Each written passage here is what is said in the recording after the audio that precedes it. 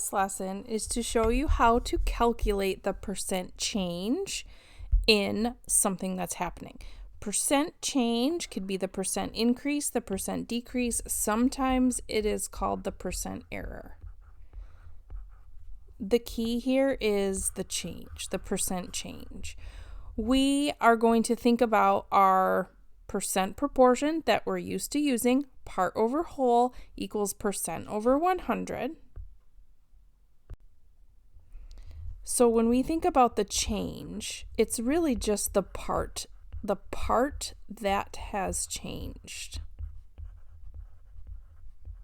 So before you find a percent change, I always like to say you have to find the change. Before you can find the percent change, you first need to find the change in the numbers.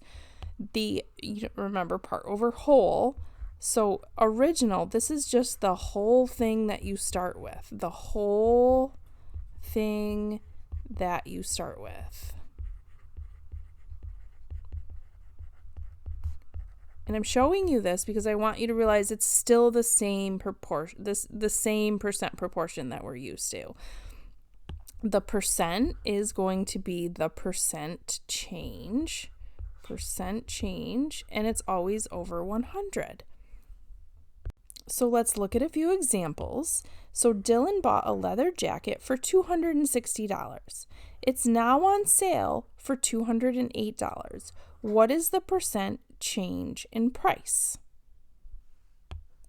So I think it's good to jot down here. The original was $260.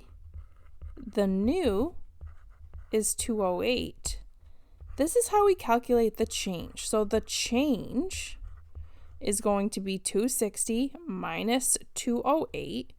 So that's a change of 52. We know it's a decrease of 52. That's what this negative indicates, a decrease. And then we're going to plop this into our percent proportion.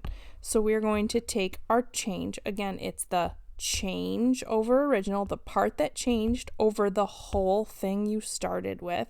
So my part that changed was 52. My original was 260. And we're looking for the percent over 100. I should change this to a variable. From here, I'm going to cross multiply. So this is going to be 260 times n equals 5,200. Now I have my equation. I can divide both sides by 260, and that's going to give me my n equal to 20.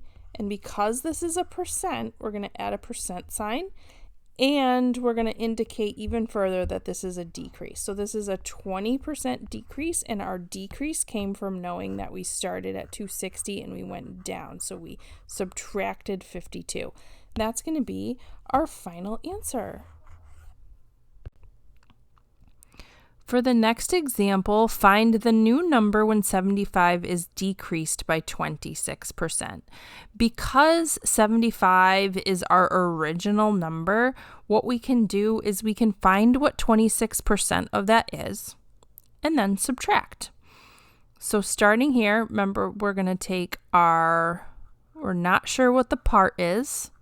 The whole thing that we start with is 75.